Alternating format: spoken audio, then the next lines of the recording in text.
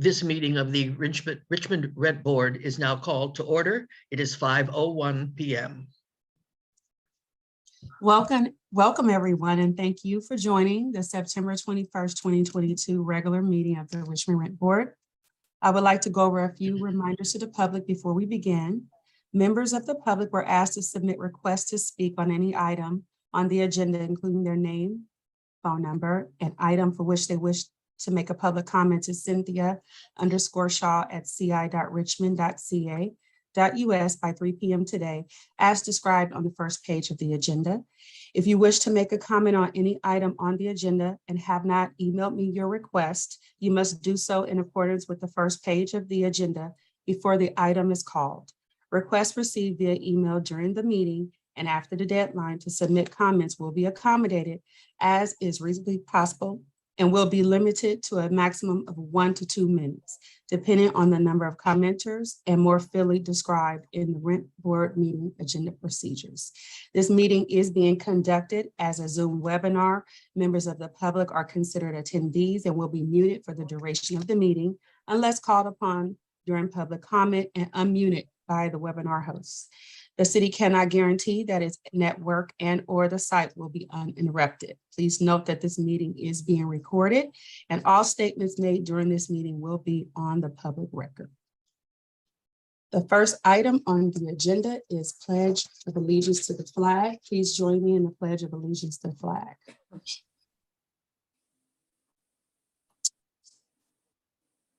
You might want to change the view. I pledge of allegiance to the flag of the United States of America, to the republic for which it stands, one nation under God, indivisible, with liberty and justice for all. The next item on the agenda is the roll call. For the purpose of the recording, may I please get an audible roll call from Rent Board members and staff? Board Member Connor. Present. Board Member Johnson. Present. Board Member Vasilas. Present. Vice Chair Mashek. Present. Chair Finley. Here. Executive Director Nicholas Traylor. Present. Deputy Director Fred Tran. Here. General Counsel Charles Oshanuga. Here. And Staff Attorney Palomar Sanchez, and I believe he's absent.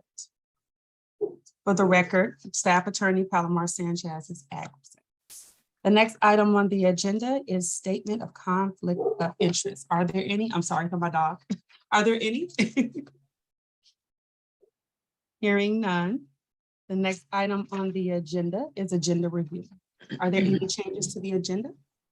Yes, I would like to pull item F3 off the consent calendar. Okay. And would you like to discuss it before another item, or would you like to just remove it here? Would you like to move it to another place on the agenda? Okay, let's see here. Hold on just a second. If you like before item G1, which is the appeal, or before item G1. Okay, so we're going to move. Excuse me. Go ahead. Excuse me, if I may. I am also going to be pulling an item, which is item F7. I mention that only because we seem to have the respondents to the agenda item, the appeal, already here. I would have no problem if we held the items pulled from the consent calendar to the end of the hearing as opposed to prior to hearing the appeal, if that's all right with you. Yeah, that sounds good. Okay, in that case, would you make your motion to that effect?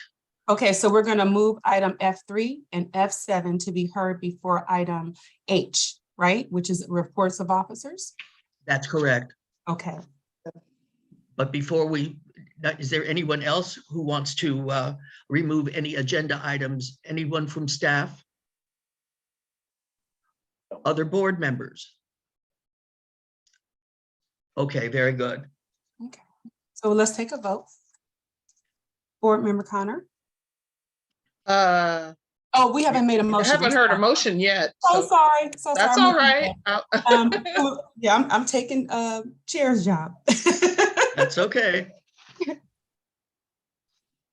Anyone want to make a motion? In that case, I'll I'll make a do it. motion. I'll Oh, do good. it, Chair. Ms. I Johnson? move that that's Miss Bryce Connor, but it's fine. Let me move item F3 and F7 from the consent calendar to be heard after the appeal. Okay, On the agenda. yes. Good. Yes, that's my motion. All right, we have a motion. May we have a second? I'll second it. Okay. Board May we Member have a Johnson? vote? Yes. Board Member Connor, Yes. Board Member Johnson, Yes. Board Member Vassilos, Yes. Vice Chair Mashek, Yes. and Chair Finley. Yes. Motion passes to move items F3 and F7 to be heard before item H of reports of officers passes unanimously. Okay, the next item Thank on you. the agenda, sure. The next item on the agenda is public forum. Tonight, we have 5 people. Tonight, we have 5 speakers. Each speaker shall be allowed up to 2 minutes to address the board. When your name is called, please wait until the webinar host lets you know that you have been unmuted. For the record, please state your name and your residence is optional. Please terminate your address to the board when your time expires. We ask that you keep your comments respectful and appropriate. You will be muted when your time expires. The first speaker is Cordell Hindler. Let me get him, let's see if I see him. I'm gonna, Fred, I'm gonna do the timer, okay? Yeah, can you hear me okay? Not yet, 1 second, just 1 second, I have to share my screen. Okay, You gotta let in a little bit too fast. I know. It's okay. Okay, hold on, where'd it go? Go big. Okay, can you hear me Hold on. now? Yes, I hear you now. You could go ahead. Yes, Go ahead. so good evening, Chair Finley, board members. I am Cordell Handler, Richmond resident. So I'd like to reiterate my comments on the consent calendar regarding 6. I had an in-person meeting yesterday evening in El Cerrito, and so I'm thinking that if other cities can do a hybrid thing, that the city of Richmond can do the same.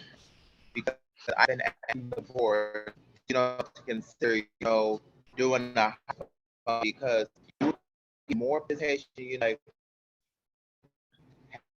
the people. And so I'm just asking the board, doing a hybrid function. That's one. But here's the good news, though. I would like to invite to the Richmond Rotary Club weekly meeting on September 30th, which is next Friday, at 12:30 at the Richmond Country Club. $25 lunch too. So our speakers for that meeting will be Steve Early and Suzanne Gordon, who will be sharing with us about their new book called Our Veteran. So hopefully the board is encouraged to come. So Cordell, can you repeat when the Rotary Club would be held because you faded out on that date? Did he hang up? it's September the 30th. No, Thank I'm right you. here. Okay, September the 30th. Thank It's you. September 'cause the you faded 30th. out. Got it. Thank you. And that's Right. the Rotary Club, right? Thank you. Correct. Okay, thank you. Okay, the next speaker is Jimmy Smith. I don't see him in the attendees. Let me look to see if I think he may have dropped off. I saw a Zoom user, but now they're no longer in the waiting Do you room. see a Richard Alexander? I do see Richard.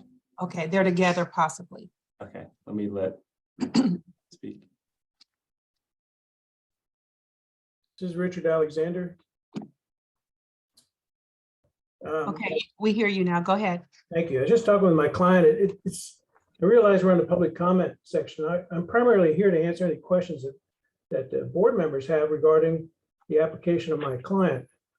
But since that's not the way you do business there, I can only say that I urge approval of my client's application and or appeal.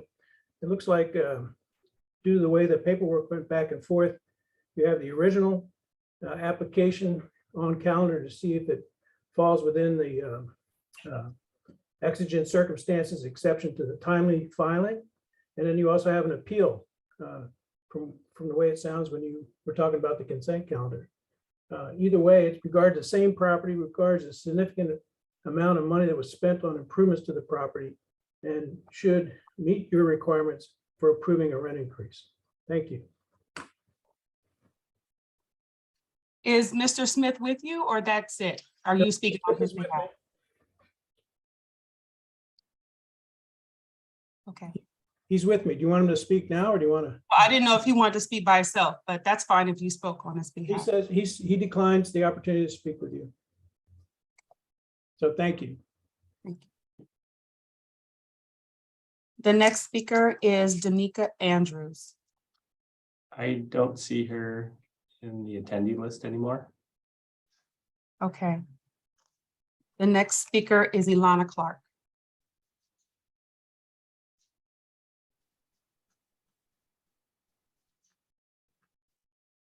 Hi, I'm a little confused. F3 was switched to off the consent calendar, and we're speaking on the consent calendar. Is that correct?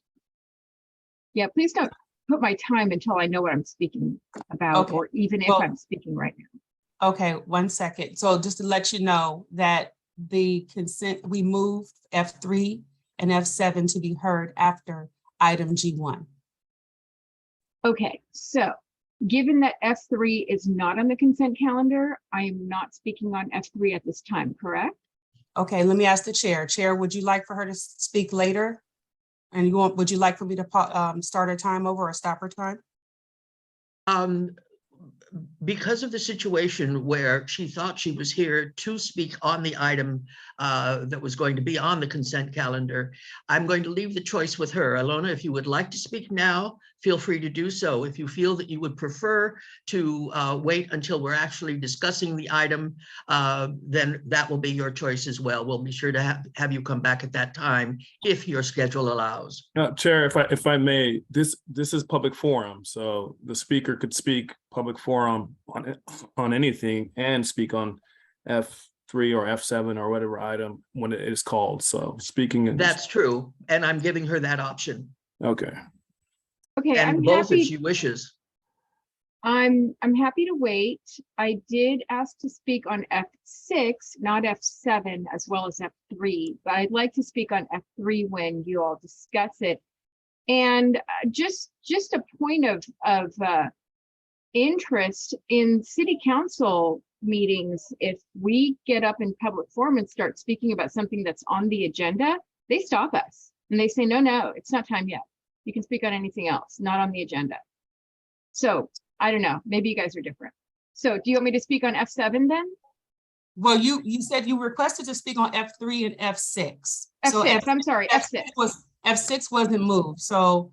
Okay, Chair, so would you like for me to give her additional time or to start over for F6? She wanted to Yeah, speak. since she has made the decision she wants to speak when we hear F3, why don't you start the clock over for her and we'll start, she can then speak on F6. Okay, no problem. Go ahead, Alana. okay, thank you. So I just want to say, and I've said this before, the teleconference Zoom meetings, I actually prefer, I like them, and I'm glad you guys are doing them this way, but it is really different from an actual public meeting because as part of the public, not only should I be able to see you, I should be able to see the rest of the public, at least to know how many people are here. And if people have the option of not putting their names up, so it's not like their anonymity is compromised if they don't want their names up, people can do that themselves.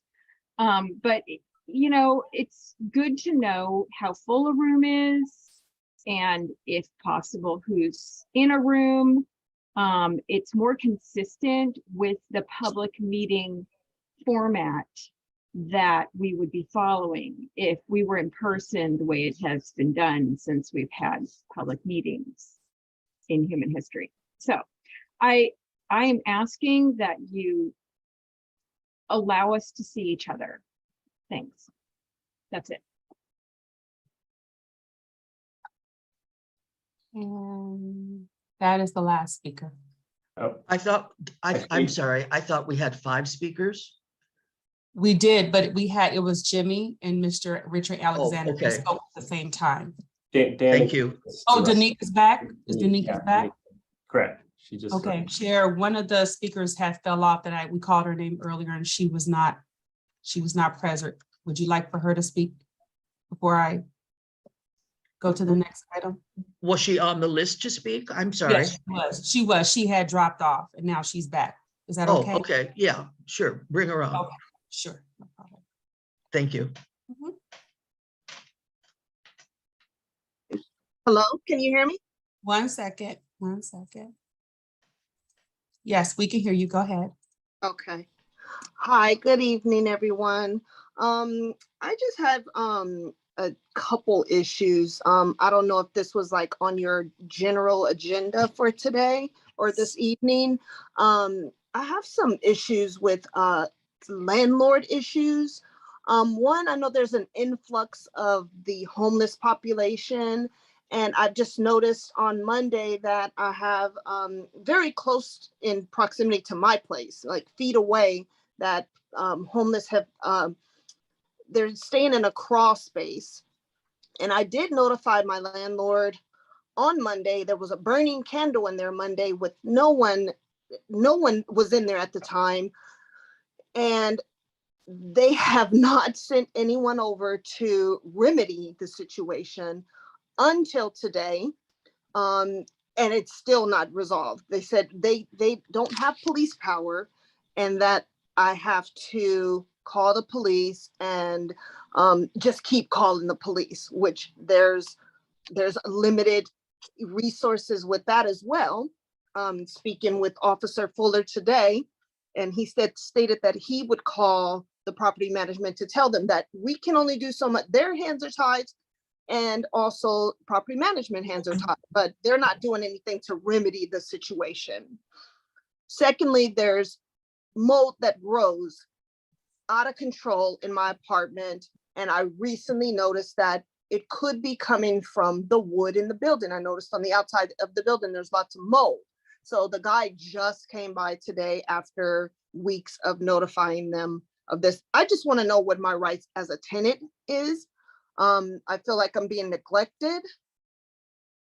And I just want to know my rights and how I can move forward. Thank you.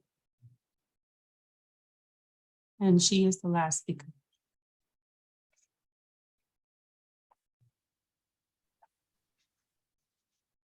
All right, the next. Cynthia, real you quick, wanna- it'd be great to get Danika's information so we can call her. I do have Danika's information and Danika, if you would like, you want me to, I can email her. I do have her information. Thank you. The next item on the agenda is to approve the consent calendar. May I have a motion? I move that we approve the consent calendar. Do you want to read the items that we're approving since 2 have been removed?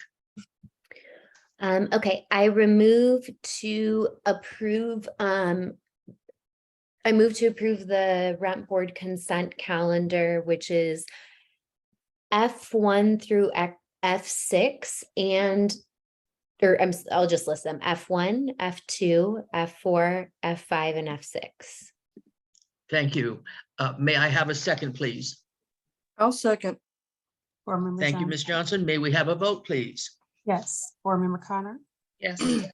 Board Member Johnson, Yes. Board Member Vasilas, Yes. Vice Chair Mashek, Yes. and Chair Finley.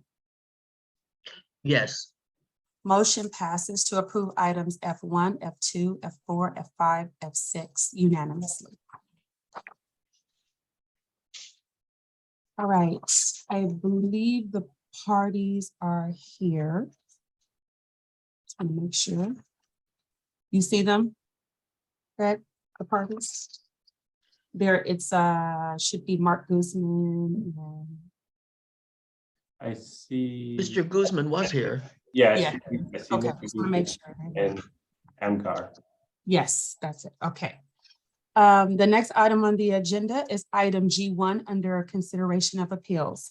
Item G1 is the appellant appeals only the portion of the hearing examiner's decision that awarded respondents $2,096 due to reduction of housing services related to various impairments contained within the bathroom. Specifically, the hearing examiner found that respondents met their burden in demonstrating a decrease in housing services where the respondents showed that use of the bathtub and bathroom were diminished impaired as it contained broken tile that was a cutting hazard, grouting issues and holes, which allow pests to crawl into the tub and reside. Additionally, the hearing examiner found that the respondents provided notice to appellant of the bathroom issues, and the appellant failed to adequately address the issues for 1,003 days. There are no public speakers on this item. Okay, but we do have both sides of the appeal. They are Present. present. Yes. All righty. This is a landlord appeal to a hearing examiner's decision. For the record, please identify yourselves, state your name and your position to this case, and we will start with the appellant. Hi there, Mark Guzman with BG Asset Management, representing the landlord. Thank you. Mr. Oshanuga, who will be swearing in the people that will be answering this appeal? There's no need to swear in the parties because they're not witnesses and they're not giving testimony, it's argument. All right, thank you. And I think the respondent is here as well. Is who? The respondent to the case, the other side, the other party. Is that Rashid? Oh, Yes. yes, it's Rashid Amgar. Mr. Amgard. And what is your position in this case? Respondents. All righty. Thank you. Before we begin, well, let's go over a few appeal hearing procedures. First, the legal staff will give a summary of the case. Next, each party or their representative will have 7 minutes to address the board. Now, before we begin, let's go over a few appeal hearing procedures. First, the legal staff will give a summary of the case. Next, each party or their representative will have 7 minutes to address the board. The appellant starts first and will have 5 minutes to present his or her case on appeal.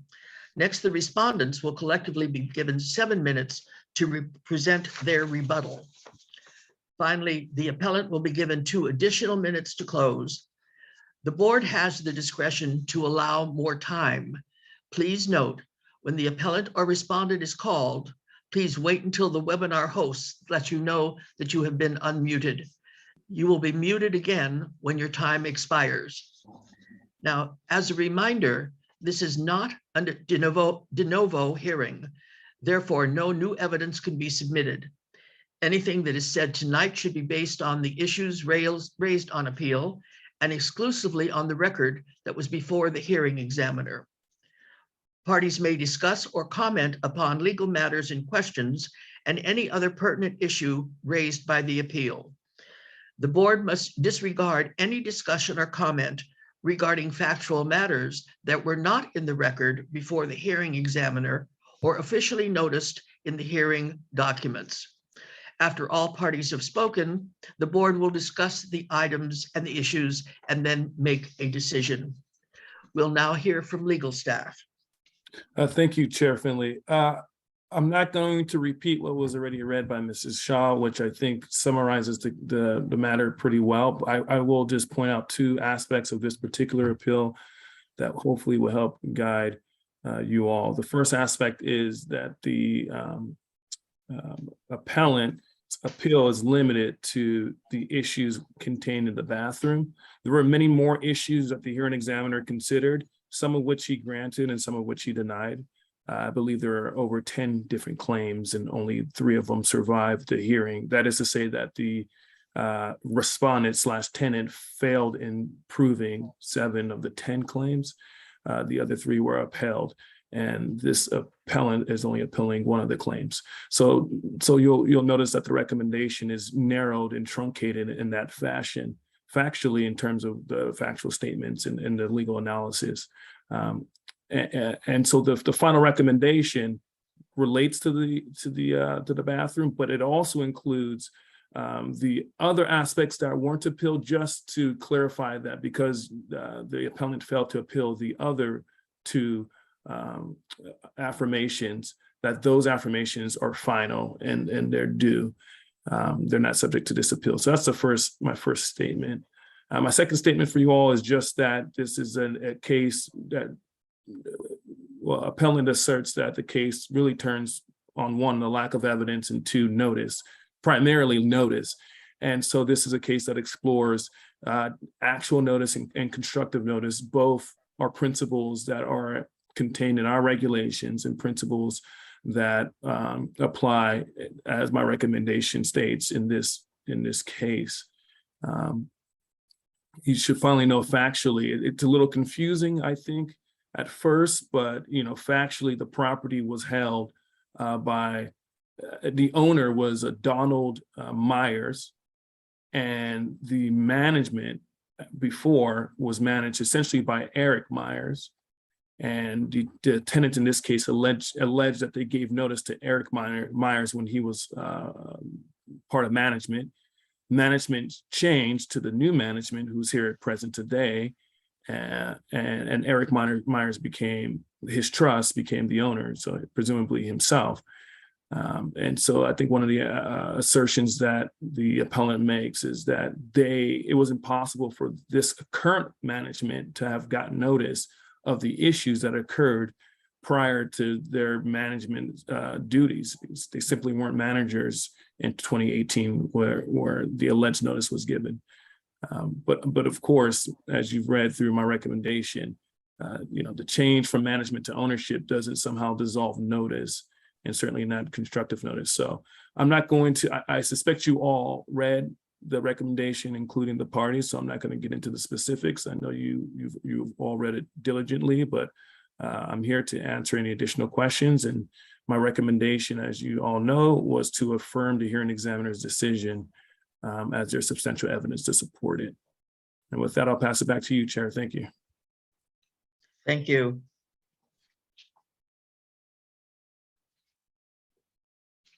Now, are there any questions or responses from members of the board? All right, in that case, let us hear from the appellant first. Okay, I'll start the timer and then I'll allow Mr. Guzman to speak.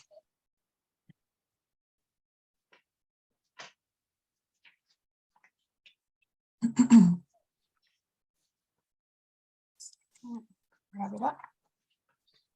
So he gets his first, he gets 5 minutes to speak first, and then he'll get. All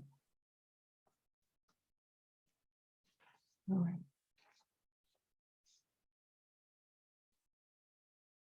Can you see my screen? Mr. Guzman, you may go ahead. Okay, thank you. Yeah, thank you for that summary. And yeah, my concern with the decision, when we were going through the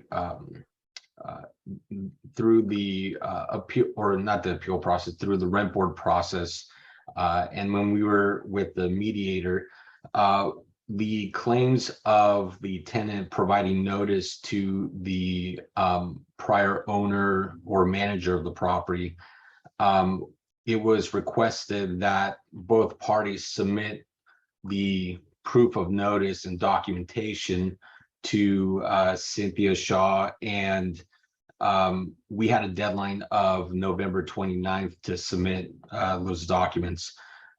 We have an email thread where I submitted documents on the landlord side, but the tenants did not submit any evidence to the notice that they claim they provided to the prior manager. And then the decision was based on the evidence, but I never saw any evidence submitted pertaining to the specific notice issued to the prior manager.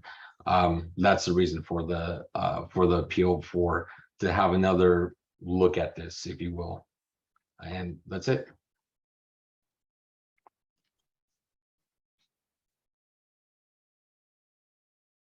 All right. Mr. Oshanuga, did you want to respond to that? You have reviewed all this documentation. No, I think that's the thrust of, when I first read it, I thought you can pause. Okay, you pause this time. When I first read that, I thought his first assertion was that that the tenants didn't supply any evidence on time by the November 29th deadline. Then I looked at the record, and the record does contain that the tenants submitted additional evidence on the 28th, which was confirmed by staff on the 29th. But that's not, when I reread the appeal, that's not actually, I don't think, and the appellant can speak for themselves, but I don't think that's the actual assertion. I think appellant is asserting that the tenant never provided evidence of notice, period, that they never, it's not about not submitting it on time. It's just that the record contains no evidence of the tenants telling the landlord of any of these issues. And so and again, the appellant can clarify that if I'm incorrect. And so when I wrote this in my recommendation, you'll see that point is addressed, that evidence is not limited to documentary evidence, that you can give evidence through testimony. And the tenants testified that they didn't notify Mr. Myers in 2018 of the issues. And then my recommendation goes into the whole explanation of why that's significant. So there was evidence, it was testimonial evidence, and of course, sworn statements, which was in the petition itself and signed and sworn. So that's all competent evidence, and we don't weigh the evidence. The hearing examiner weighs the evidence. Mm-hmm. Okay.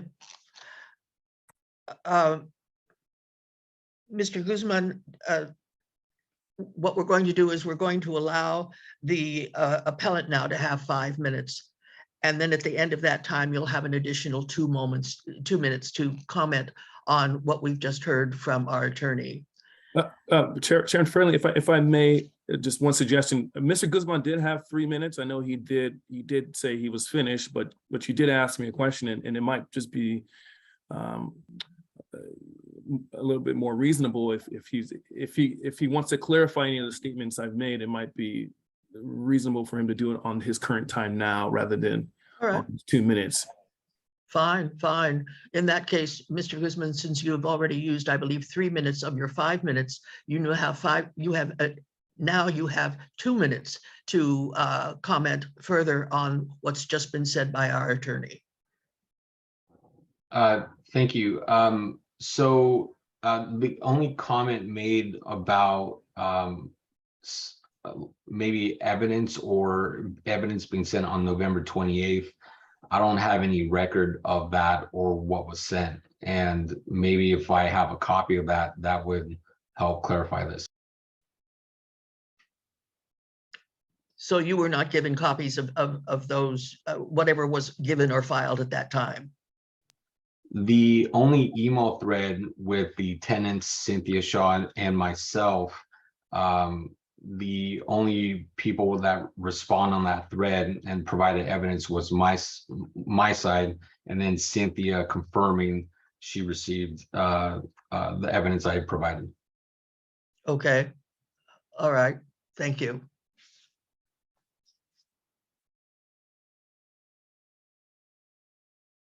In that case, may we hear from the appellant, who will have 5 minutes to present his case or her case.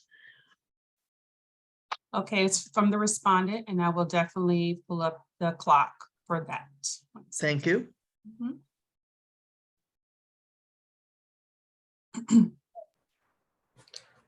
Hi there, this is Salwa. I'm Mr. Amgar's wife, and I'm one of the respondents.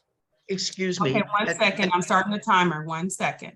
Yeah, because I'm incorrect on, I said 5 and it's supposed to be 7. My It's apologies. 7. Yeah, I'm getting ready to do that now. I was just getting the Thank you. clock together. It's okay. Just 1 second. It's just, I have to switch. Here we go.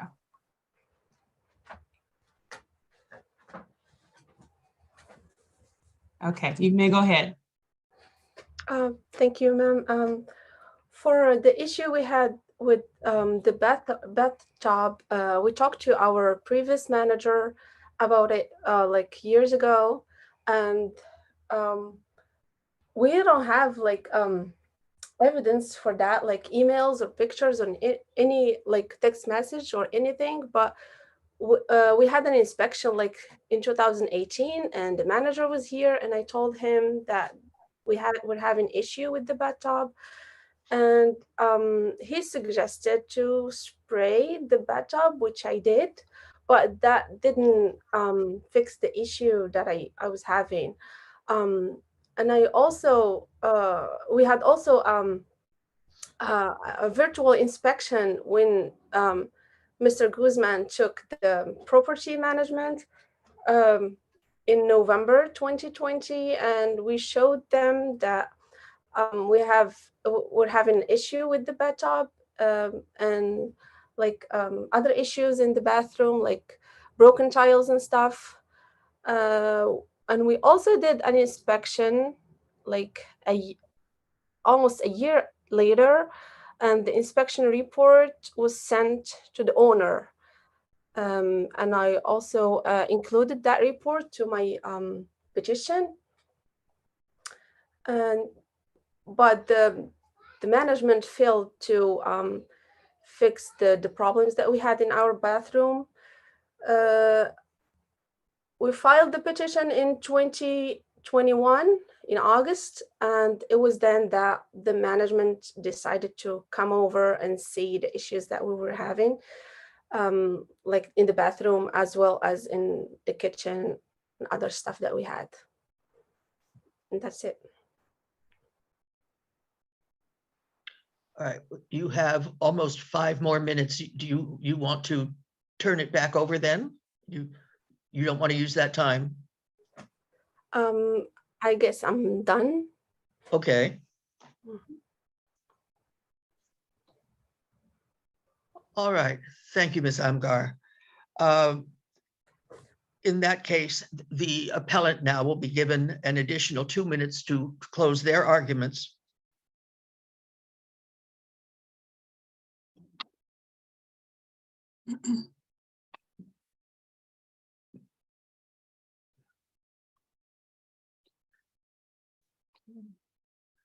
Cynthia, are we reset? Oh, good. Yes, We're no, I resetting had the to clock. reset Thank the you. clock. I'm sorry.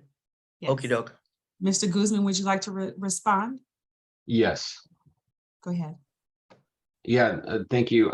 Yeah, and that's the purpose of the appeal, is the lack of evidence just confirmed, and that was one of the items that came up where we had a deadline of November 29th, 2021 to submit the additional documentation, which they said they had. So that's the purpose for this, and I'll leave it at that. Thank you. All right. Thank you.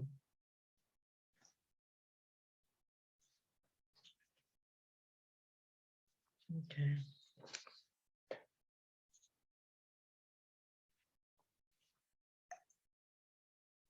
Now, we've heard from both the appellant and the respondent. And as a reminder, I want to say again that this is not a de novo hearing. Therefore, no new evidence can be submitted, and that does not seem to be the issue tonight, except for the new evidence that Mr. Guzman says he did not receive. So anything that has been said tonight should be based on the issues raised in the appeal exclusively on the record that was before the hearing examiner. I think that we've covered all those issues, and we'll have some discussion from board members now if there are any further questions that you wish to have either posed or answered.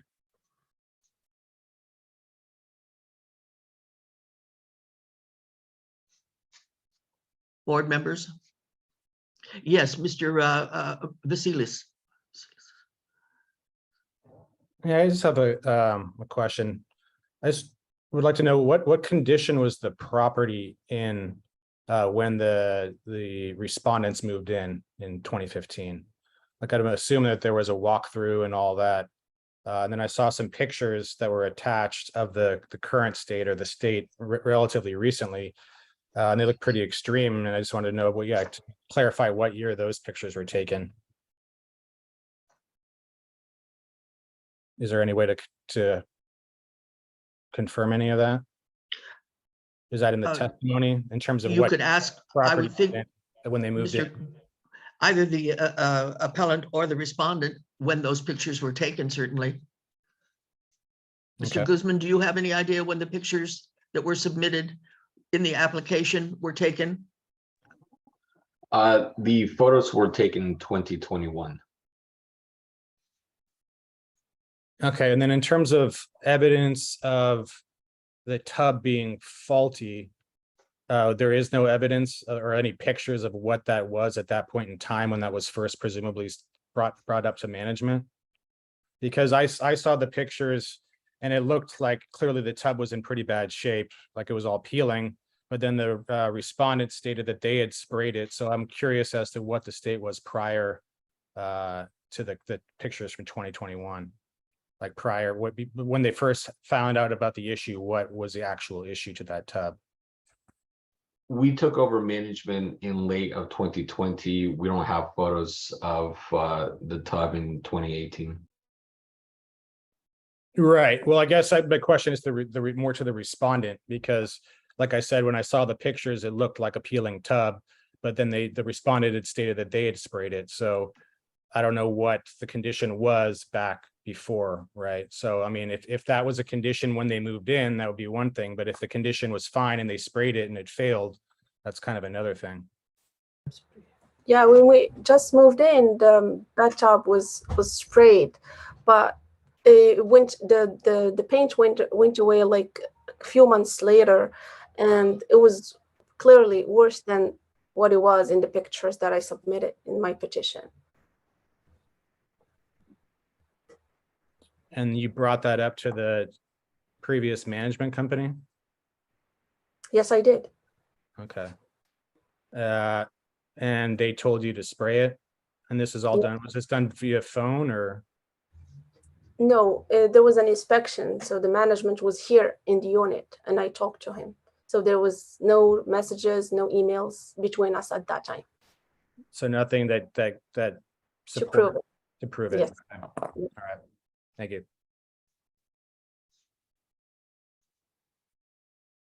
Any other questions from board members?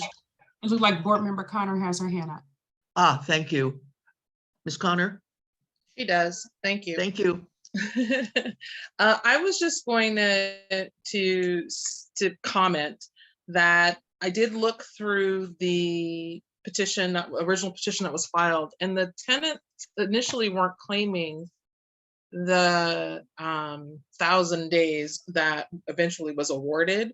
The tenants initial petition said that they notified the management in 2020 and that it was repaired in 2021.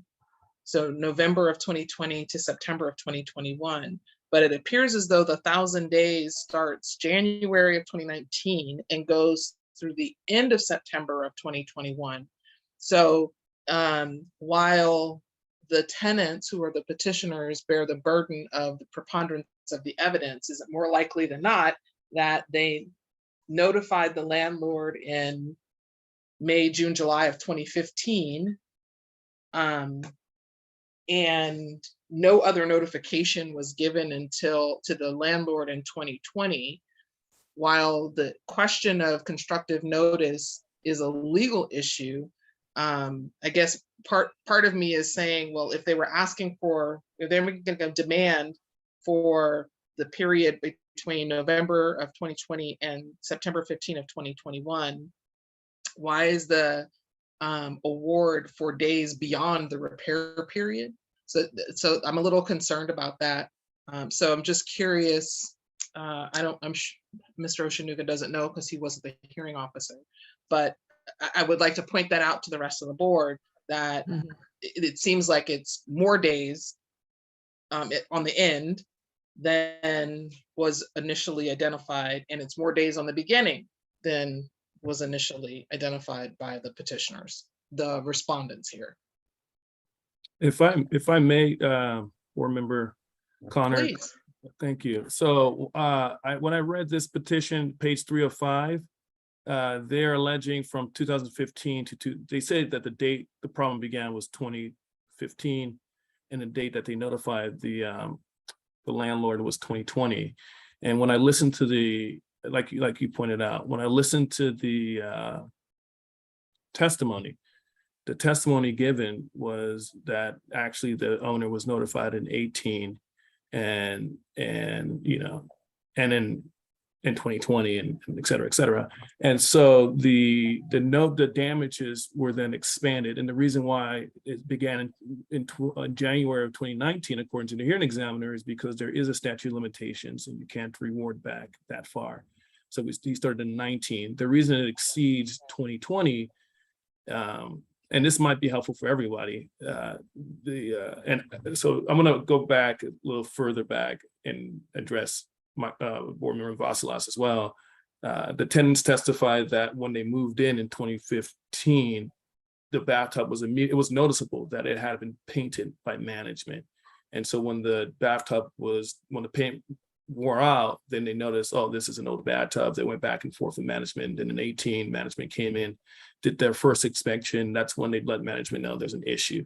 And so the hearing examiner said, okay, that's when notice was given, but there's a statute of limitations. So we're going to go to January 1st, 19.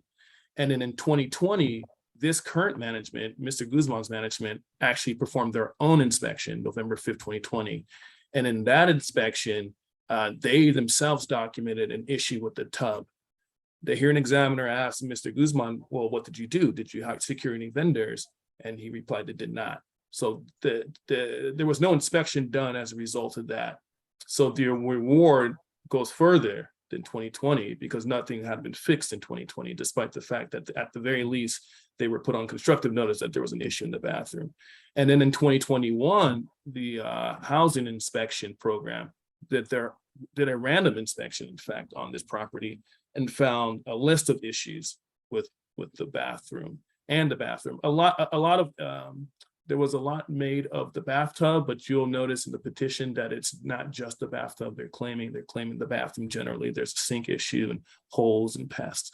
And so when the appellant received that notice from the housing inspection in 2021, then the appellant began to take steps to remedy the issue. And so that's why you'll see the reward starts in 19 and goes beyond 2020. I think it stopped in 2021. Yeah, thank you, Mr. Oshanuga. I was simply pointing out that it appears as though the repairs were completed September 15, but the award is through September 30 of 2021. So there seems to be some additional days on the back end after the repairs were completed that it's not clear to me that maybe I missed something in the hearing. It was almost 2 hours, and or if it was just a miscalculation. And so I just wanted to get clarification on that. Okay, let me quickly check that, but thank you for pointing that out. Thank you. Are there any other board members who have questions or statements?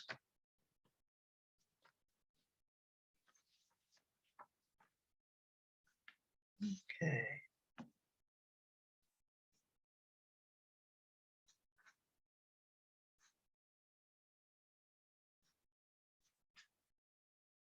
Do we have any public speakers on this item? Not on this item. Okay. All righty.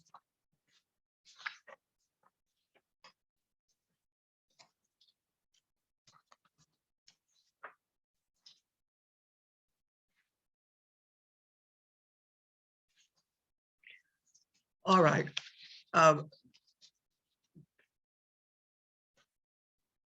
Mr. Oceanuga, are you going to look into the issue that you said you would take a look at before we actually ask for a motion or further discussion?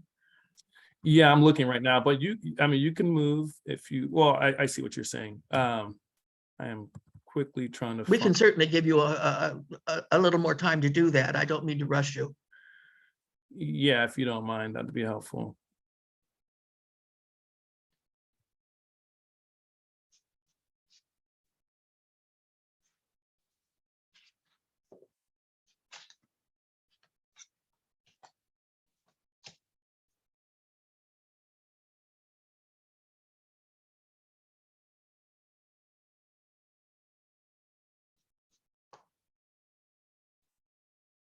If my math is correct, if we start in January of 2019, it's actually 988 days, not 1,003.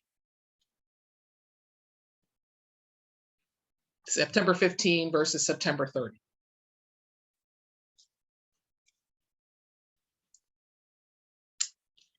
So that issue is what, 15 days? Is that what I'm hearing? Well, I have an issue about whether the substantial evidence standard was met on the front end, but that the mathematical question is the one I'm answering right now. Did I misread that, Mr. Oceanuga? Yeah, no, you did not. I can't. Okay. So I'm reading the hearing examiner's decision, and I see he's quoted to the 30th, and you were saying that the tenants testified to the 15th. It was repaired. Is that right? I think I have a note that the repairs were completed on the 15th. I have to go back through the appeal. I'm sorry. I had it marked and then I moved my sticky so I could do math. Oh, no worries. So I can't find a 15th, but it might be helpful for appellant. Perhaps a board member can ask appellant when they testified it was completed. And if the board makes a motion to truncate the days, we can certainly modify that time. So in the notice of the hearing decision at page 5 in the discussion from the hearing officer, there's a Excel spreadsheet type of chart. And it says that the date repaired was 9/15. So I was relying on that information. Oh, I see. Yeah. Okay, yes, in that case, then we should, if you, I mean, as you've mentioned, you have an issue with substantial evidence. So if it is affirmed, then yes, I would suggest it be modified 15 days less. So I think I shared that my concern was just that we have evidence that the complaint for sure was received by management in November of 2020. And because the petitioners bear the burden of proof, I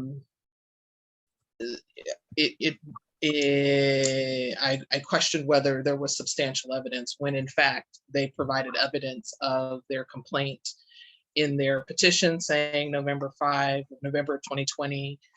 There's evidence, documentary evidence that says they had a visual inspection. It's very clear that that's when notice was very clear that notice was given at that time. So that would be my comment.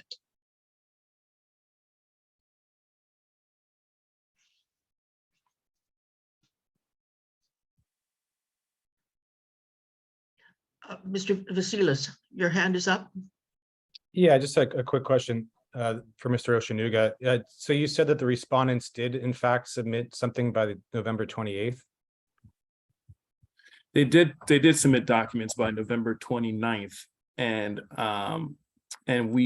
staff sent a reply email on November 30th confirming the submittal of documents. It was a notice, they submitted like a notice of inspection of the November 5th inspection. They submitted a 2021 inspection report by the rental inspection program.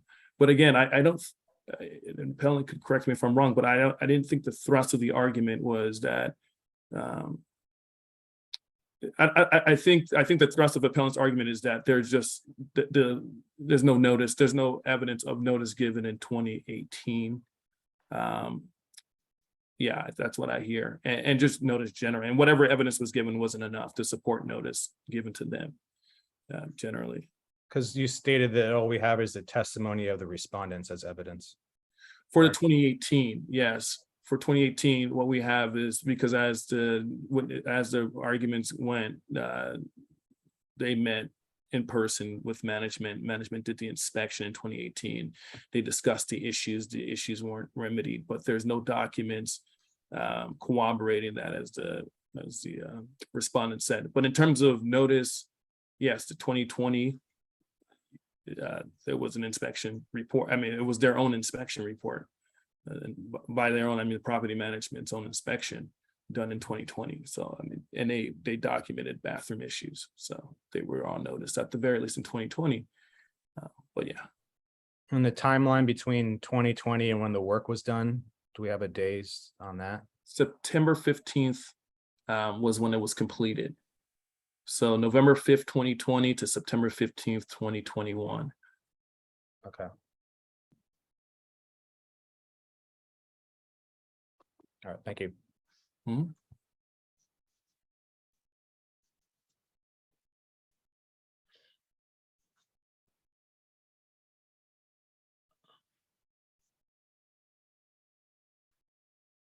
I'm a little concerned. Well, is a board member prepared to, is any board member prepared to make a motion in this case?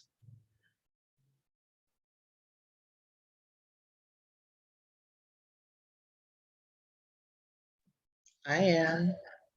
All right, Ms. Connor. I would move that the hearing officer's decision be modified as to the award to reflect the days between November 5 of 2020 and September 15 of 2021, and to affirm the hearing officer's decision for the other award. Sorry, I took my Post-its off. $1,728.78. That's the one. That would be my motion. Okay. May we have a second for that motion, please? I'll second it. All right. May we have a vote? Before we have a vote, I'm sorry, Cynthia, do you mind, or Board Member Connor, do you mind reading back the motion just so I make sure I caught all of it? Is that allowed? I didn't write it down. Ms. Shaw, did you write it down? I could try to repeat it, but I didn't write Well, I'm basically reading from the recommendation. It sounds like she affirmed number one. I mean, she modified number one to include, to change the dates from November 5th, 2020, 2020, I'm sorry, 20, is it 20? Correct. 2020 through 2020. September 2021. Yeah, 2020 through September 15, 2021. So, Okay. so number one, she made a motion to modify that, to modify the dates, and then to affirm the hearing examiner's decision for number two.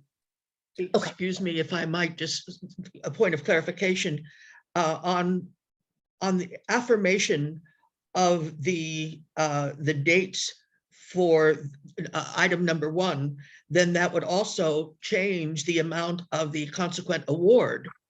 Is that not correct, Ms. Connor? That is correct. Okay, so I can keep doing the math. I just hadn't done it. okay, if you can, because I think that would make it clearer. Because I don't want there to be confusion between the difference in the dates and the difference in the award.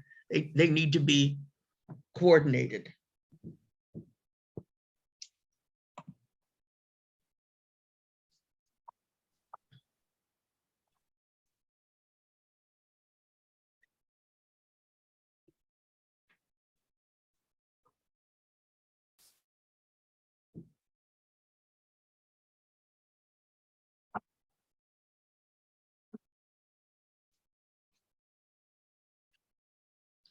Mr. Oshanuga, when the recommendation was being created, if I remember from my reading of the file, there was a daily amount that was determined to be the amount of the damage on a daily basis, was there not? That's correct, and I'm using that currently I use that, and what I've calculated, and you can check my math, is given if you approve Board Member Connor's modification. Correct. It would be a total amount of $656.26. Can you read that again? 656? $656.26. Okay. The way I'm calculating that, so you can follow my math, is that the time periods are now from November 5th of 2020 to September 15th of 2021. And so the days are now modified from 103 days to 314 days. And you take, the hearing examiner found an impairment of 5% of the daily rental value. The daily rental value is $41.87. Mhm. So you take 5% of that, and it's about $2.09. And so $2.09 times the total amount of days, which is 314 days. And that gives you $656.26. Okay. Ms. Connor, are you in agreement with that figure, that calculation? I am, and that would make the subsequent award 2385.04. Can we break it down into the two parts as the recommendation is? Sure, I can, if I'm permitted to withdraw my motion to further clarify. I'm not sure if it's withdrawing or friendly amending now that there's been a second. Well, it's your motion, so Mr. Vasilis, would you agree to a dropping of this motion because you have the second, and then we could just make a fresh motion? Yes. Okay, so the motion is withdrawn, right? Yes. Yes.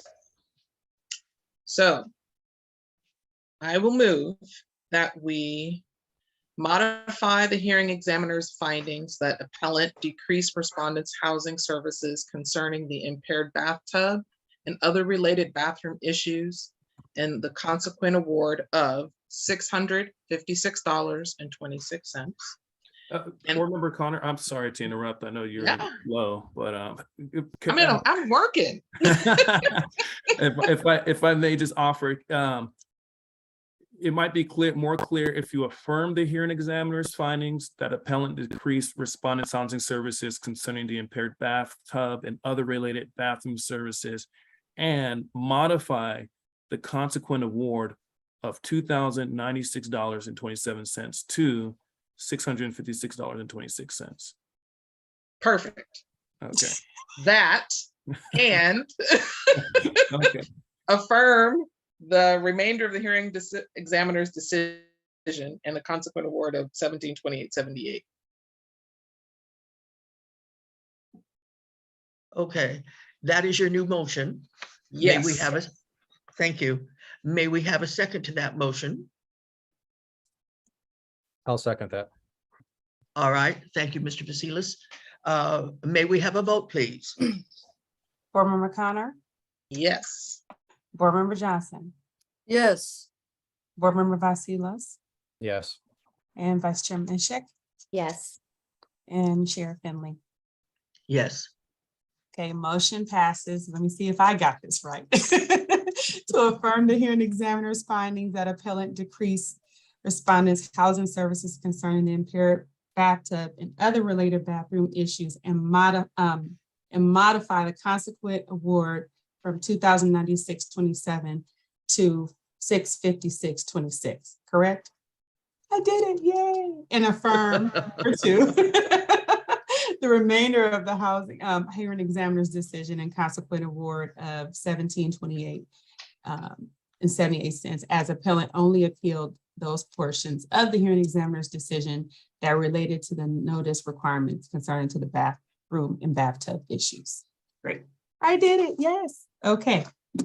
To the parties, I just would like to say that this concludes your the appeal hearing, and that you should receive a decision within the next 30 days.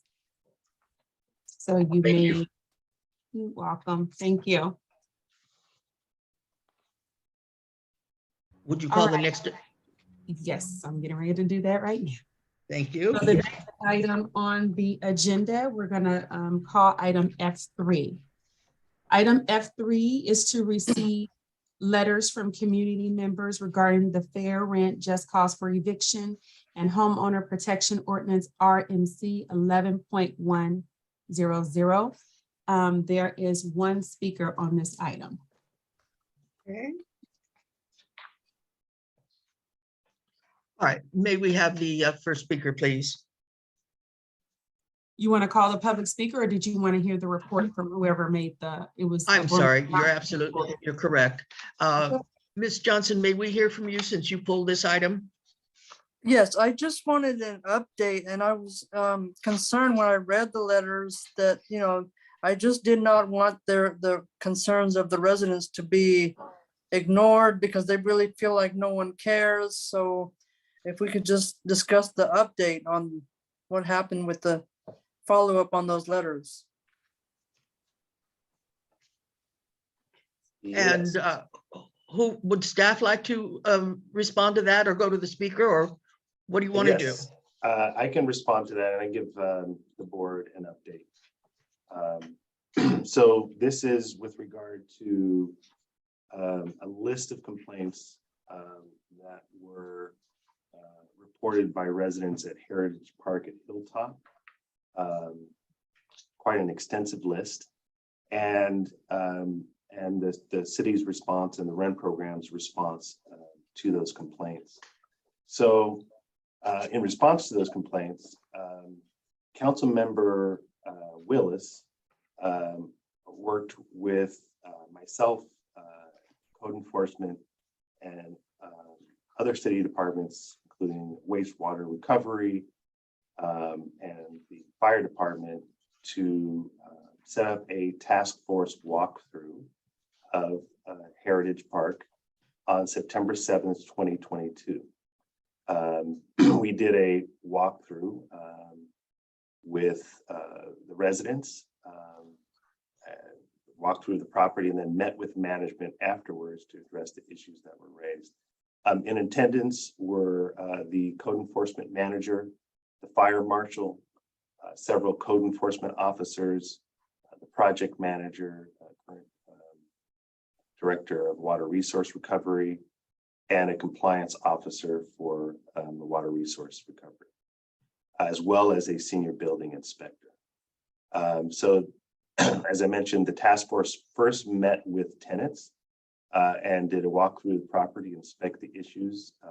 And some of the issues had to do with inoperable doors, security concerns, gates that would not lock, an elevator that was making a disconcerting sound, the garbage and recycling areas, which had been had an accumulation of trash, smoke detectors that needed to be re-inspected.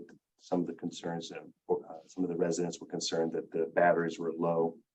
There was pigeon issues, pigeon poop on the property, issues with the air conditioning, some ADA concerns. There's a door to the community room that the ADA button was difficult to reach. There were issues with the hallways not being cooled through air conditioning, or the windows not being opened, dirty carpets, the removal of the dumpsters, as well as some non-functional security cameras and other issues. So after walking through the property with a group of residents, the task force then met with Heritage Park Management to go through the issues and findings.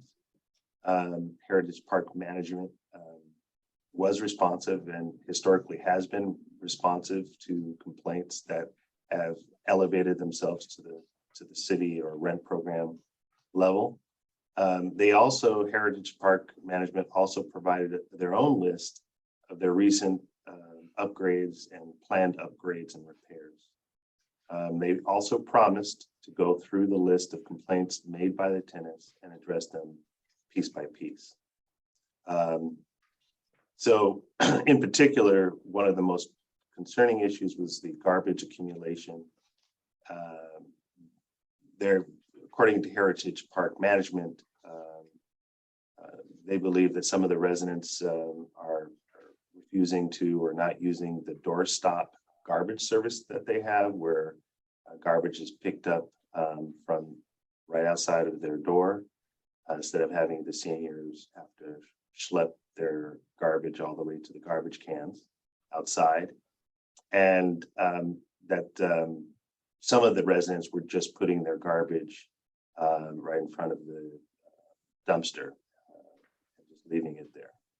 And additionally, they also mentioned that the dumpsters were removed in August because residents were using the dumpster to get rid of large bulky items and other things and appliances, and that this was never a service that was provided to tenants or supposed to be provided to tenants, and it was really meant for management to remove their own bulk items such as inoperable appliances or what have you.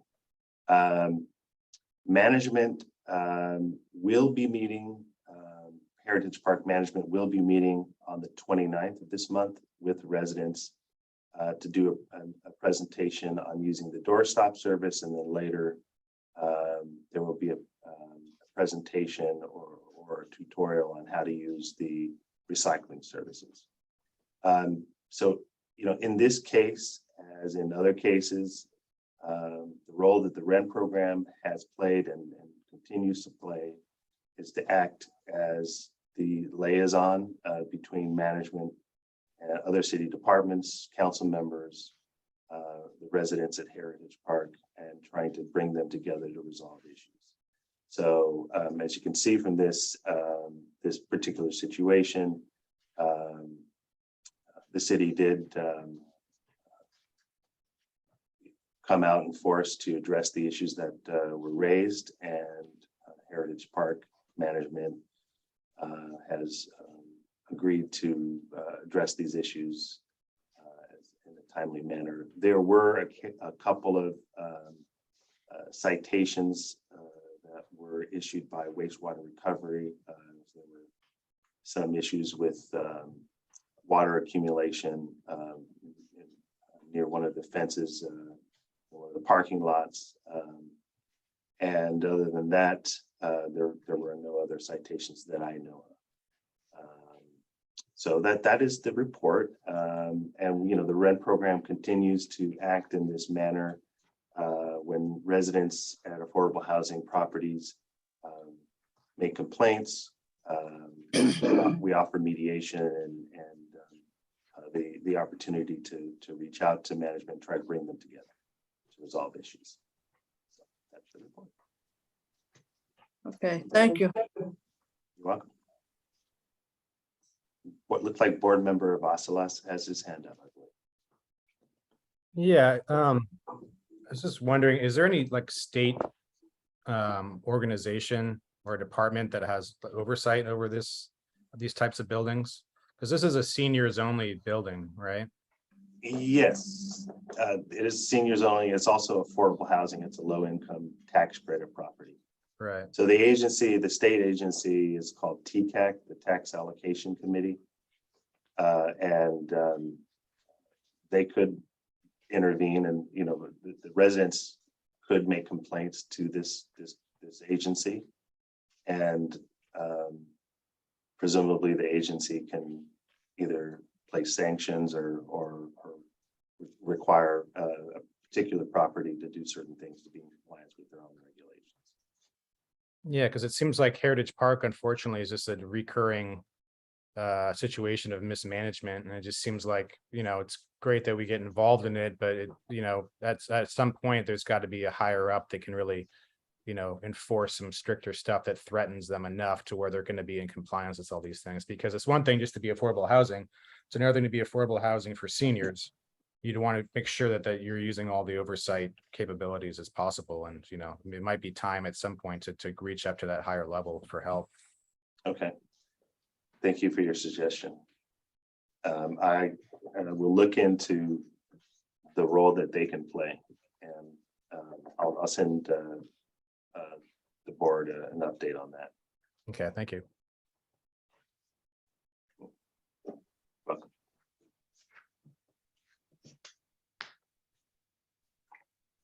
So I have one last question. So all the residents at Heritage Park, are they aware of this, the state agency that they can complain to if these problems persist?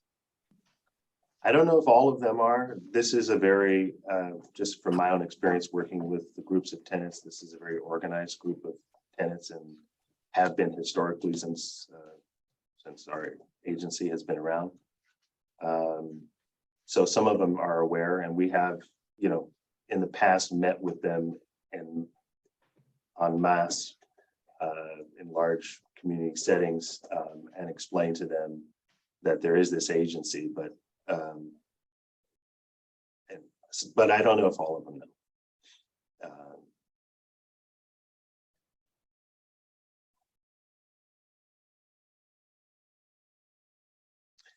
This could be something though that we could start looking into. As I mentioned, I'll look into it per board member Vasila's suggestion. And if I see there's an avenue for them to reach out to this agency and make complaints, I can work with the appropriate officials to make sure that the word gets out to them. If I may add, that there's Board Member Johnson, the board is limited in what it specifically can do. I mean, I think because a lot of these agencies like senior housing, you have individuals on fixed incomes, but the housing developers and the landlords there, they have agreements with government agencies, some of which exempt them from particular controls that we may otherwise exert over them, meaning that a lot of it becomes, I guess, political pressure. And I think Nick and others have been successful in the past, but there are obvious limits to that. So I think expectations probably should be managed, but it's good that obviously that you're all speaking about it.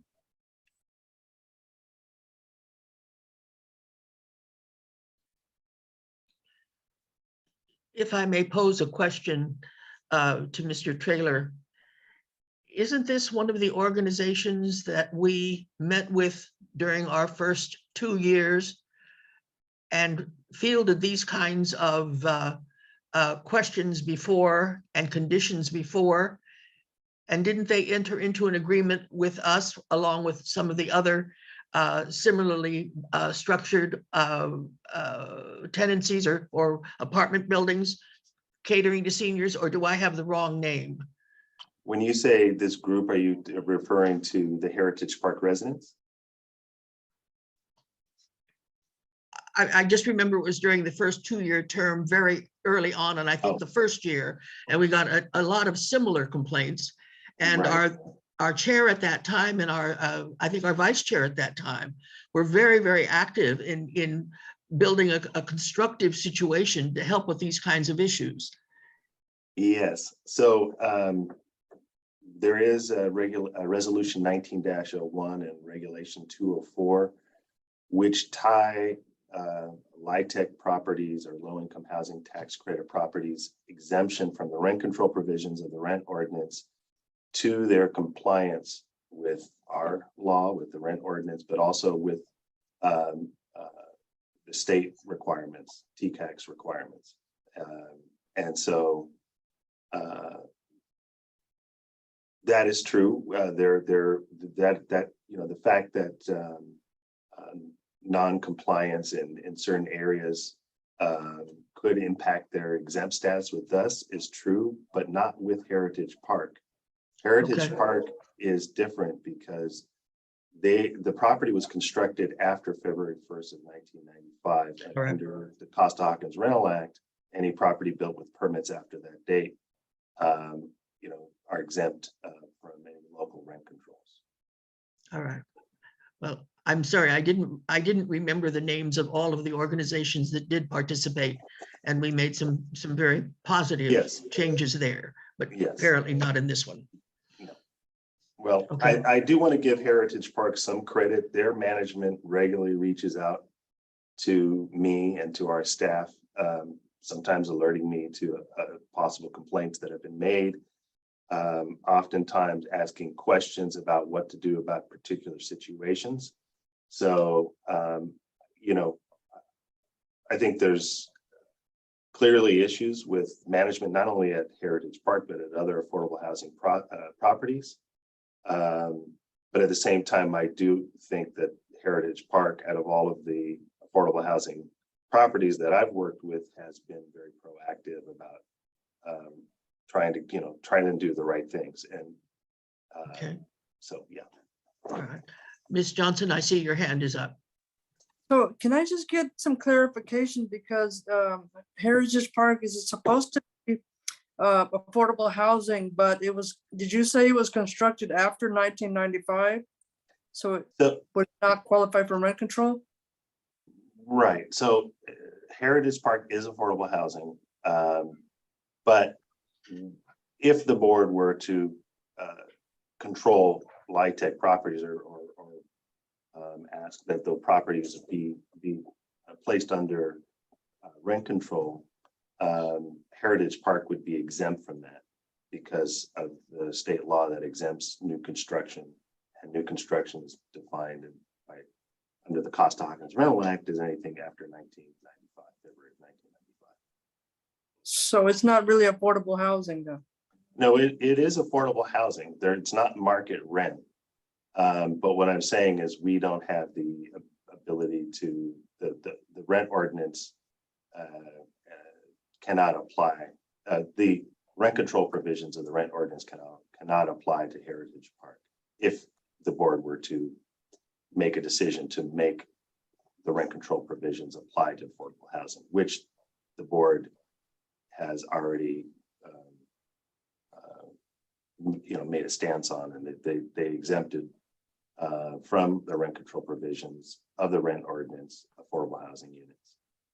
Yeah, because that was one of the biggest concerns, is the rent rising every year and they're unable to afford it with all their other expenses. Right. So that was a complaint.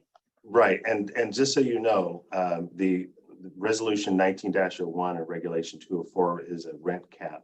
It caps any possible rent increase to 5% per year. And to date, affordable housing complex properties have complied with that regulation. But like I mentioned, Heritage Park has also complied with that regulation, but they legally don't necessarily have to if they didn't want to. So then Measure P, which is coming up on the November ballot, hopefully will help it with that. The Measure P only applies to rent control units. So you're talking about yeah, it doesn't apply to properties that have been exempted or that are exempt per state law, and Heritage Park cannot be rent controlled at this time because of state law. Okay, thank you. Okay. Since this was your original pulling from the agenda, did you wish to take any other, were you looking simply for an explanation, or are you looking to create some sort of a motion? No, I just wanted an explanation. Mm-hmm. Well, we do have a public speaker for this Okay. item, so would you like for us to call now, or? Ms. Johnson, are you ready to hear from the public speaker? Then let's go ahead, please. Okay, let me share my screen. The public speaker is Alana Clark. You have 2 minutes to address the board. Thank you. Can you hear me? Yes, I'm gonna share my screen. Okay. You may go ahead. So there's a couple things I want to say. First of all, about the whole Heritage Park thing. Most rent control programs don't control affordable housing at all, because they are covered under other jurisdictions and other enforcement bodies. The fact that ours does is, in my opinion, a real problem with Measure L, which didn't explicitly cover them, but Richmond decided to cover them.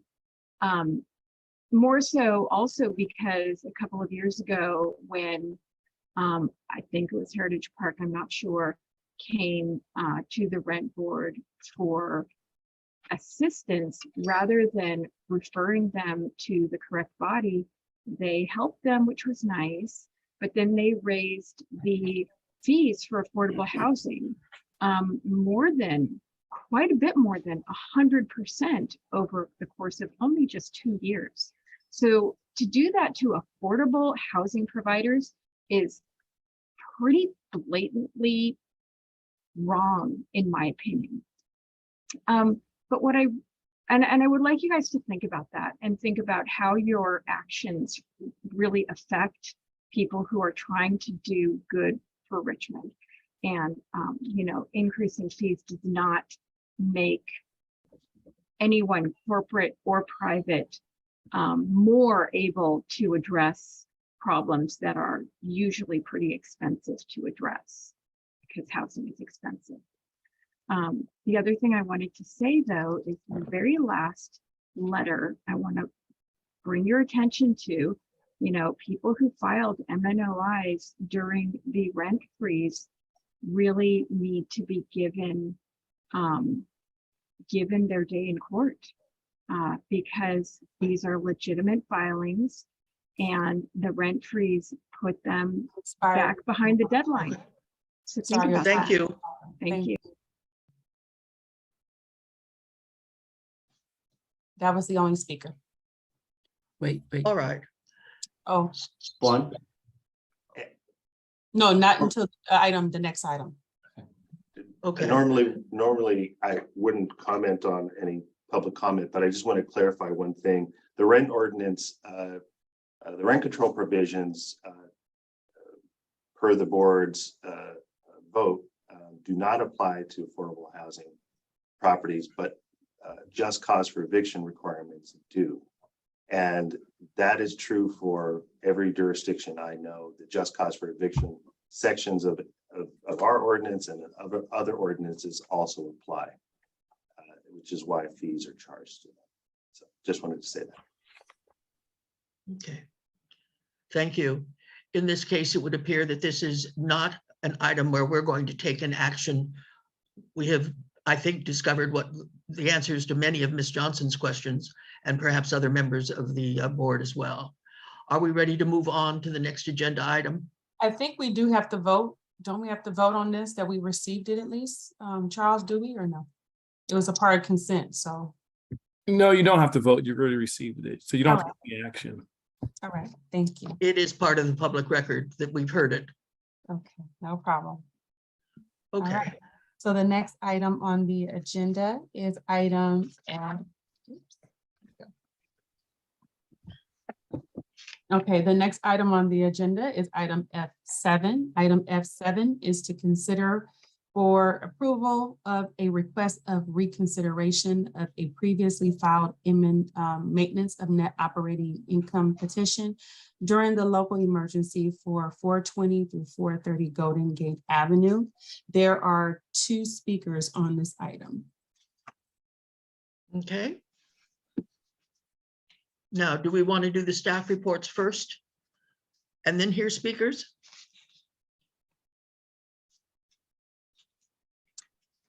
Is that a question for us, staff, or for the board? It is a question. It is a question for staff. I'd be happy to do a presentation first. This is just an oral presentation, just to kind of clarify what this is all about. Thank you. For the board, but also for the public. So as you may recall, at the, I believe it was the August board meeting, correct me if I'm wrong, the board passed emergency resolution number 22-07, which may allow a landlord who previously timely filed a maintenance of net operating income petition during the local emergency, but the petition was either withdrawn or dismissed. The landlord may request the rent board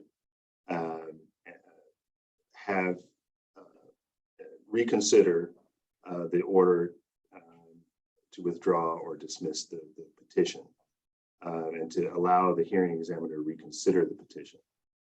In this particular case, on August 25th, 2022, the landlord of 430 Golden Gate Avenue in Richmond submitted a request for reconsideration of previously filed maintenance of net operating income petition, for two petitions actually, one for RC 20-L023 and RC 22-L38. Just to be clear, the board should consider the request for reconsideration for RC-L23, which was dismissed for failure to submit by the 30-day deadline, and that petition number RC-22-L38 is actually a resubmission of RC-20-L23, which was filed in 2022. So it's basically the same property. So really the board is only considering RC-20-L23 for possible reconsideration. And just to be clear, there is a good cause requirement. And it also, along with that, is the review of evidence submitted for the request for reconsideration. So under resolution 22-07, in any request for reconsideration, the landlord shall submit relevant evidence that demonstrates good cause for the failure to pursue the previously timely filed MNOI petition, which resulted in either withdrawal or dismissal.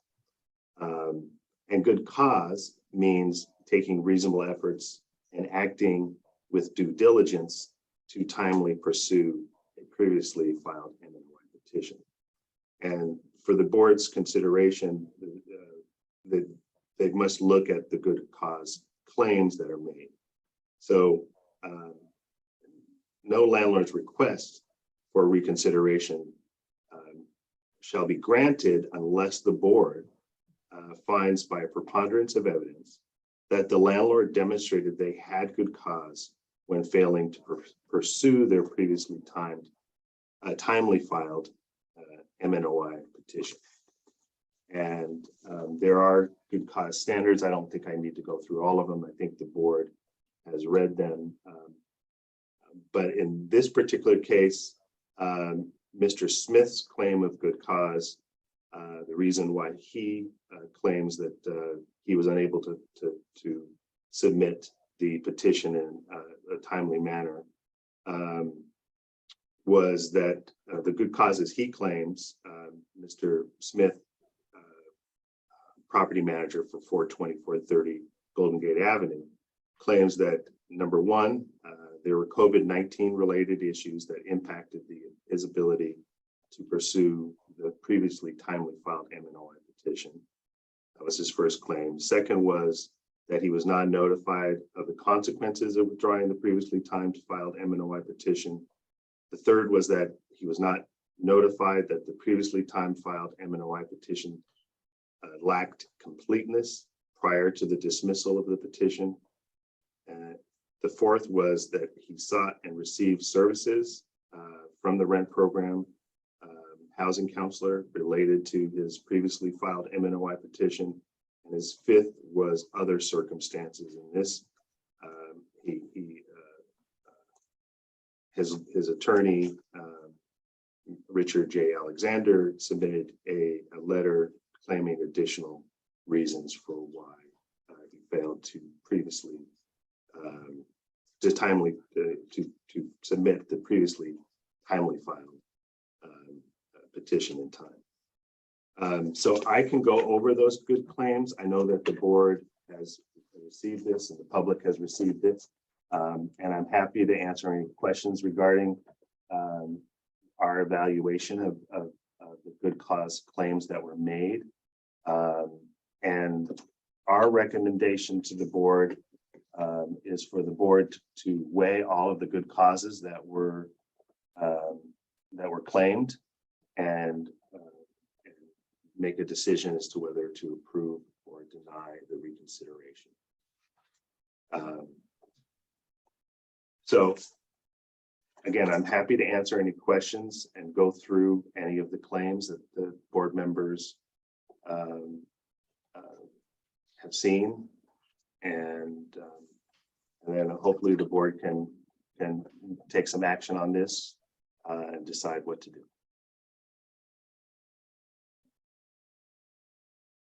Okay.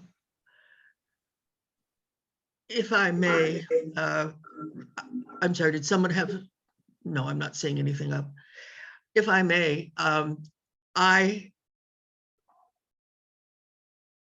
looked at this agenda item being filed under the consent calendar and thought that I had best call Director Traylor, simply because I didn't understand why an agenda item was in a consent calendar situation like this is.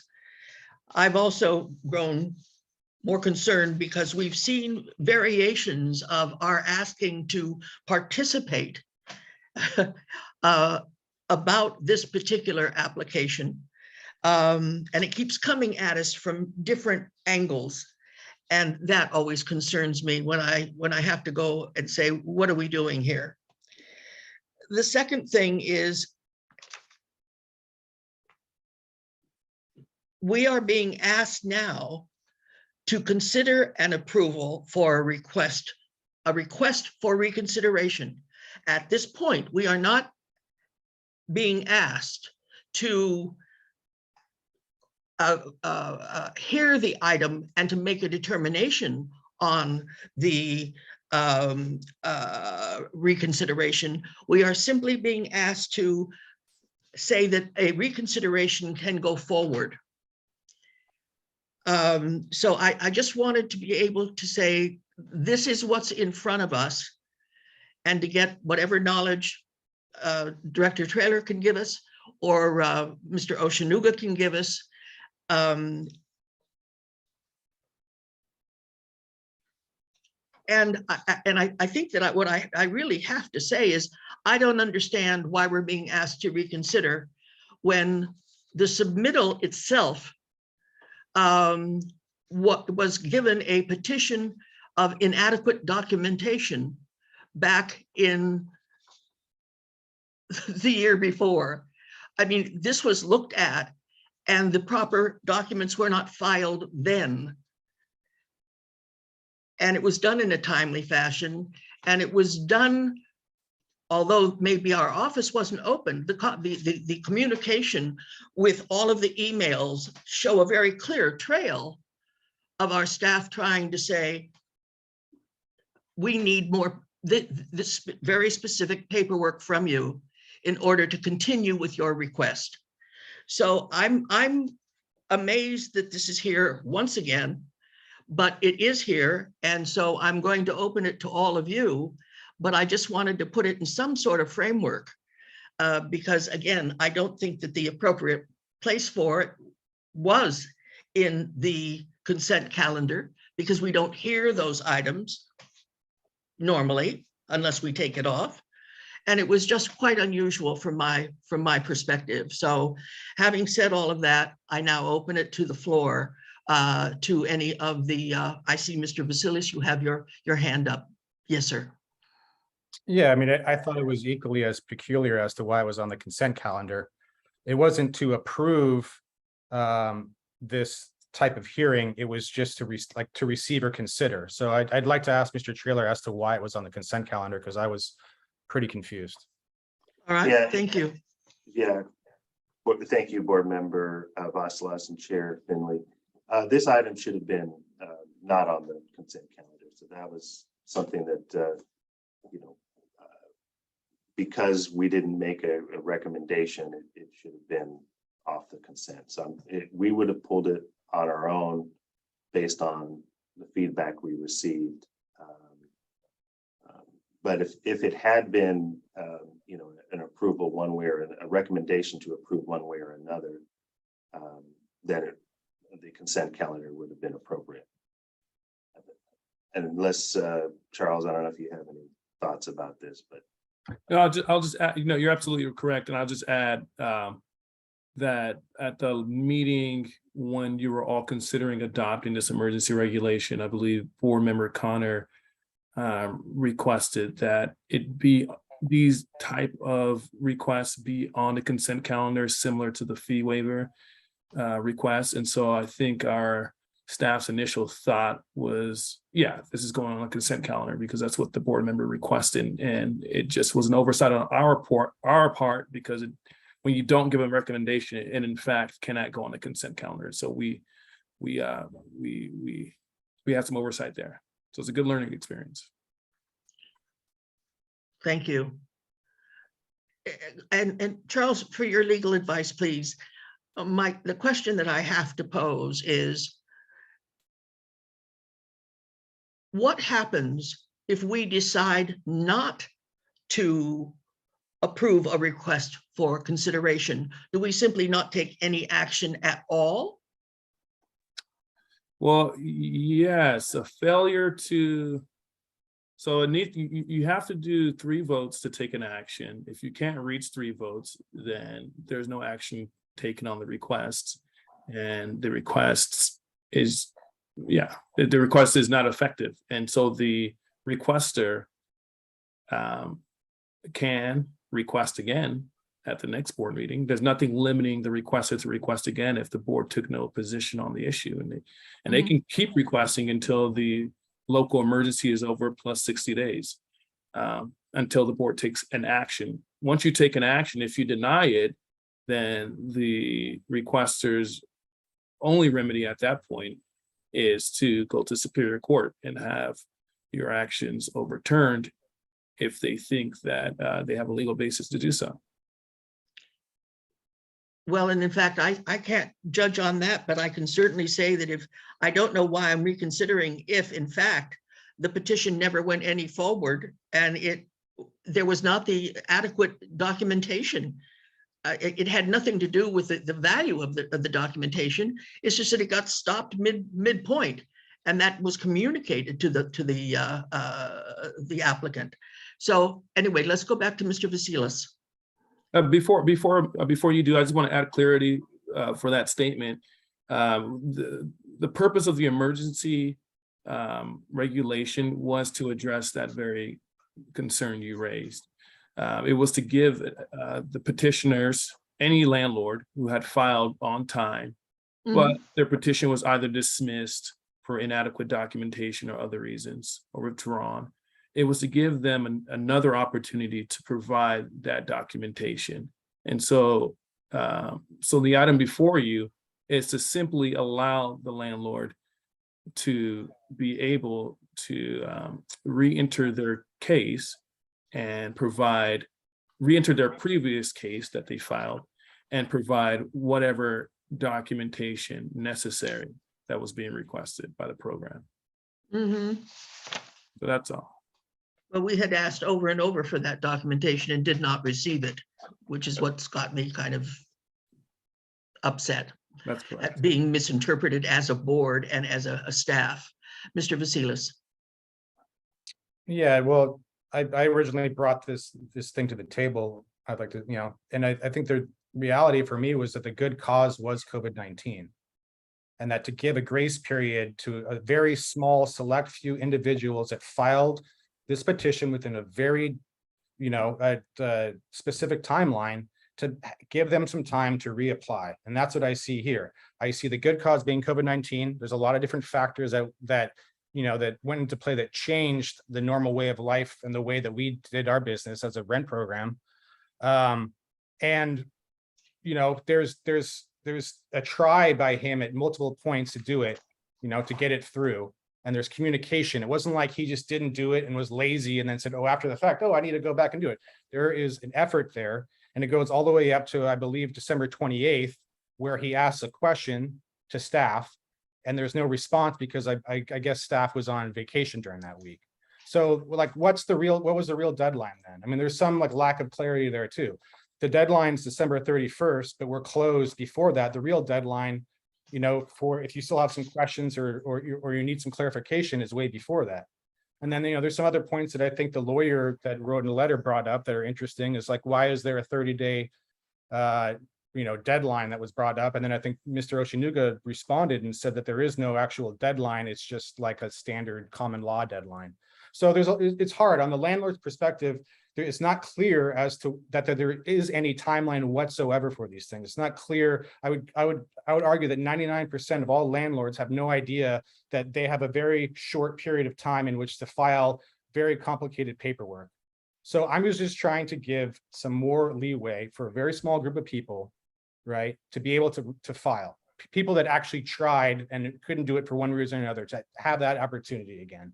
And I'm equally as frustrated because I kind of see that we came up with an emergency ordinance that was really written and geared toward one specific case. And that's the way I see it here, is that we have a one-sided way in which to say, oh no, this guy, he didn't do it right. We're not going to listen to him, and then we're going to move on. I think that's, you know, that's not what I was intending.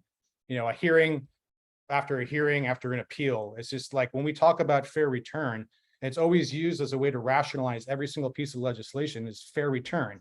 But look at this process. Look at what we're doing. Look how lengthy this whole thing is. And yes, you can say, oh, well, if you get your paperwork in time, if you file in time, it's easy. It's not easy. It's not easy for anybody. That's all I want to say. Anyone else? Any other board members have comments that they wish to add? Okay, Ms. Connor. Me. Thank you. Oh, did I get you? Yes. I was just going to say that I did not go into this process thinking we were going to be making emergency legislation or emergency rules for one particular person. I don't think that there's anything in the emergency rule that we created or in the petition filed by this particular property owner that says the staff made a mistake. In fact, they don't dispute that their communication was there. There was an email, there were several emails, there were notices that were given. But what this petitioner is asking is that we utilize this emergency rule that we've created to allow their petition to be considered. That's it.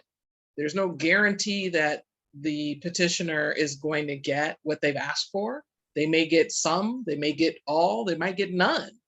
But at least given what we have all been dealing with over the past 2+ years now, that some consideration be given, if it is warranted, to allow a petition that was timely filed.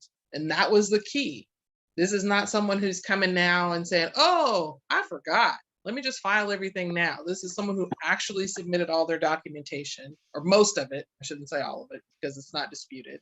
And so in my mind, you know, this is a small exception to a rule. It's a temporary exception to a rule.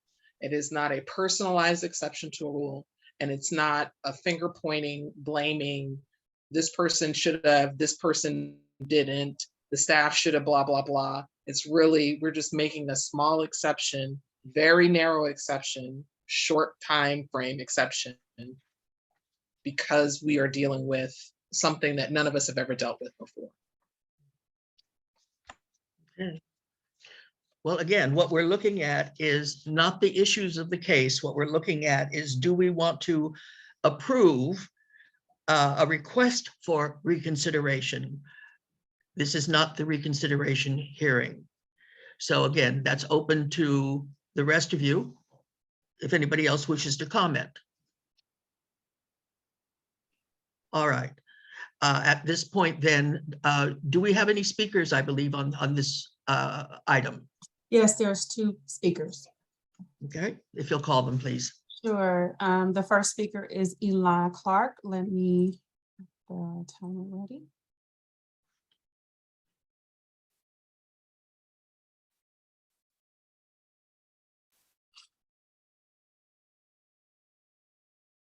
Fred, can you allow her to speak, please? Can you hear me? Unmuted. You may go Okay. ahead. Go ahead. Thank you for, I don't know what you're considering. You're considering it. I have to agree with Connor and Vasilas that not a whole lot is being asked here. The pandemic was outside of most of our experiences, and we have all had to be flexible on many, many levels. And a lot changed because of the pandemic. Flexibility is something that is required to continue existing and being relevant in this ever-changing world. And when you make rules that you think are hard and fast, and then something happens that kind of takes them out of their original context, there is nothing wrong with saying, you know, let's tweak that a little so that it can be relevant to the new reality. So when you say, oh, nobody can have rent raises for a while, but then you have these rules in place about deadlines and people meet those deadlines, you say, oh, sorry, can't hear you. We're not doing rent raises right now. Okay, it's a pandemic. But then there is nothing wrong with going back and saying, you know what? We are out of that emergency issue, and it's time to go back and rethink what we did during that time. I don't think anyone, any group of people has been asked for more flexibility than housing providers in this pandemic, and flexibility is a good thing. Thank you.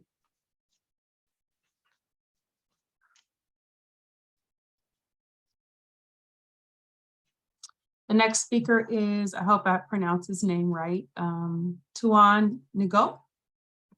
You have 2 Yes. minutes to address the board. Yes, thank you very much for your time. I just like to make general comment on the MNOI. It's extremely convoluted process. I don't know the petitioner here, but if you've ever looked at like how lengthy the requirements are, I think this person really made a genuine good faith effort, and there are just constant new documents that are required. And I think he, I don't know this case particularly well, but I think he really tried to provide that. And I could see that during COVID, our lives are turned upside down, and he still stayed in communication. So I think there should be compassion here, especially for this process that takes pages and pages for the lay public to go through. You basically need, I looked at it briefly, it's like you need an accountant to go through this stuff. Otherwise, you will fail. And if you and your family bought a duplex and rented out 1 unit, you have to go through this, it's a nightmare. But if you had bought a 4-plex and invested in your community and decided that you wanted to provide this essential service of housing for your neighbors, and you live next door to your neighbors who are your renters, this is just so intimidating. If you look at how many petitions have MNOIs or file, I imagine you probably get less than a dozen out of all the residential rental properties in Richmond, which I think is like 20,000. So that's less than a fraction of 1%. That just tells you how dysfunctional MNOI and how rigorous and impossible the requirements are. So to just penalize people for lacking this or that and nitpick them and not have any compassion for what people go through to provide this essential service, it does the community like a huge disfavor. So I ask you to seriously take that into consideration and support local residents. Thank you. And that was the last speaker. That was the last speaker? Yes, that's the last speaker. Okay, very good. I don't see any more hands. Would someone care to make a motion?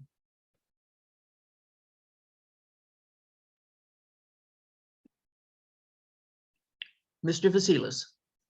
I'll make a motion that we approve Mr. Smith's request for reconsideration. I'm sorry, I can't hear you. I'd like to make a motion that we approve Mr. Smith's request for reconsideration of his original MNOI petition. Is there a second?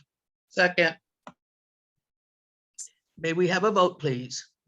Board Member Connor, Yes. Board Member Johnson, I'm gonna abstain. Board Member Vasilis, Yes. Vice Chair Mashat, Yes. Chair Finley. No. Okay, motion passes with Board Member Johnson abstaining and Chair Finley voting no. Thank you. Next item, please. The next item on the agenda is reports of officers. Only thing to report is our upcoming workshop on understanding evictions in Richmond. This is an important workshop, obviously, considering the environment we're in right now with a lot of the rent assistance, emergency rent assistance going away and pressure to deal with non-payment of rent. So that is on September 30th this month. I'm sorry, Mr. Taylor, can you speak a little louder, please? Sure. Thank you. Our next workshop is called Understanding Evictions in Richmond, and it's going to be posted on September 30th.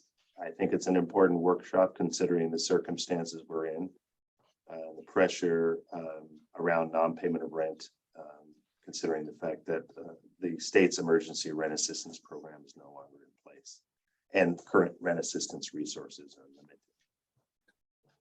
And I have a report as well, just two things. The first one being that, just let you all know, there's 3 more appeals pending on my desk. And so I intend to bring them to you in the next 3 months. I appreciate all of your time, obviously, and I know it's a lot. And so I appreciate you all reading through it.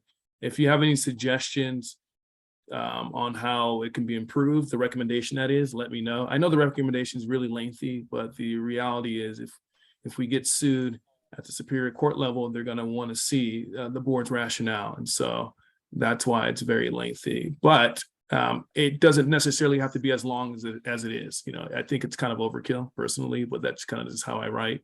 So, I mean, if you have suggestions, let me know, because the important thing is that you understand what's going on and your rationale is succinct, which I know you all do pay attention. So I appreciate that.